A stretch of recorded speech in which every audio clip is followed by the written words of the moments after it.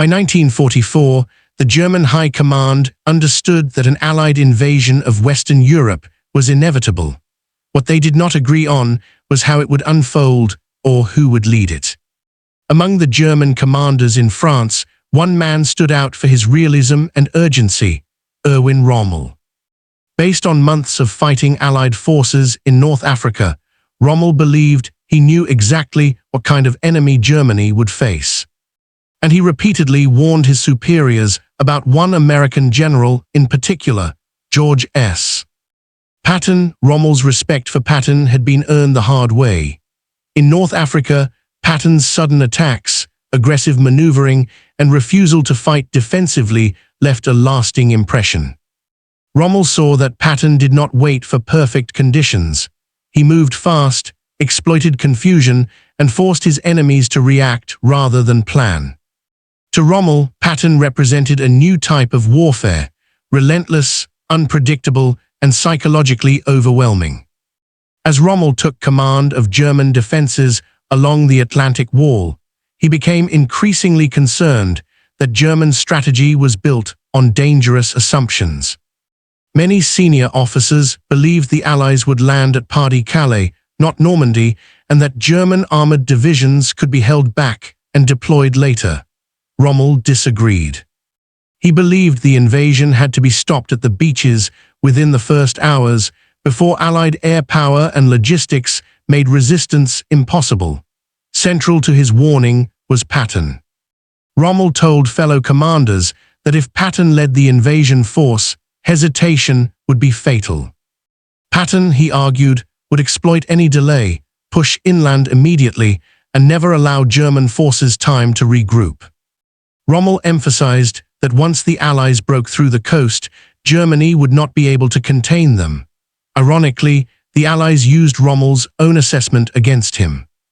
Through an elaborate deception campaign, they made Patton appear to be the commander of a massive invasion force, supposedly preparing to strike Pas-de-Calais. Fake radio traffic, dummy tanks, and false intelligence all reinforced this illusion. German intelligence concluded that Patton's presence meant the main invasion had not yet begun. When Allied troops landed in Normandy on June 6, 1944, many German commanders hesitated. Reports were dismissed as diversionary attacks. Rommel himself was not even in France that day, having traveled to Germany to visit his wife. Critical hours were lost while German leaders waited for confirmation that Patton's real attack was coming elsewhere. Rommel's warnings went unheeded in another crucial way. He had argued that tanks should be positioned close to the beaches, ready to counterattack immediately. Other commanders insisted they be kept inland, away from naval bombardment, requiring authorization from Berlin to move. By the time German armor was released, Allied forces had already secured footholds and brought in reinforcements. Patton eventually did arrive in France, just as Rommel had feared. When he broke out of Normandy, his advance was devastating. German lines collapsed under the speed of his attacks. Entire units were encircled before they realized what was happening. Rommel's prediction had come true, but by then it was far too late. Rommel was wounded by an Allied air attack weeks later and removed from command. Within months, Germany was retreating on all fronts in the West.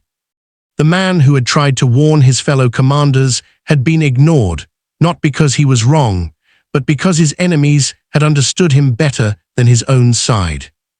In the end, Rommel's story is not just about military insight, but about the cost of disbelief.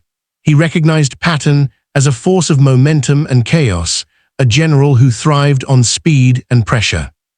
Germany had been warned.